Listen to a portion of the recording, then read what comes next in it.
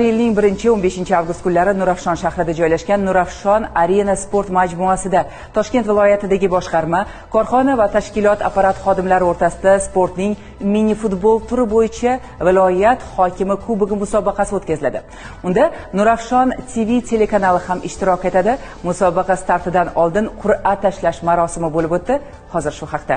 So'nggi yillarda mamlakatimizda jismoniy tarbiya va sportni rivojlantirish, yoshlarning salomatligini mustahkamlash, iqtidor va salohiyatini yuzaga chiqarishga doimiy ravishda e'tibor qaratib kelinmoqda. Ayniqsa aholining keng qatlamlari, jumladan korxona tashkilotlaridagi xodimlar orasida jismoniy tarbiyani ommalashtirishga katta ahamiyat qaratilmoqda. Futbol o'yini bo'yicha mazkur qur'a tashlash marosimida ham viloyatdagi boshqarma va tashkilot xodimlari ishtirok etishdi. Toshkent viloyatida faoliyat yuritayotgan korxona va tashkilot xodimlari o'rtasida viloyat hokimi kubogi musobaqasiga start berildi. Ushbu sport musobaqasida Toshkent viloyatida 30 ta demak boshqarma xodimlari, o'sha jamoalari shakllandi. Mana bugun ushbu jamoalar o'rtasida qur'a tashlash marosimi bo'lib o'tdi. Ushbu musobaqa 1-avgust sanasidan 15-avgust sanasigacha o'tkazish belgilangan.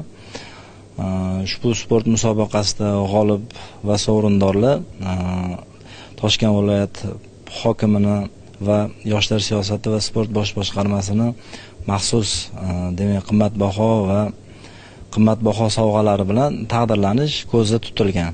Barcha yig'ilganlar ko'z o'ngida qur'a tashlash boshlandi. Har bir tashkilot maxsus yozilgan raqamlar asosida o'yin grafikiga yozildi. Barchasi shaffof va haqqoniy bo'ldi.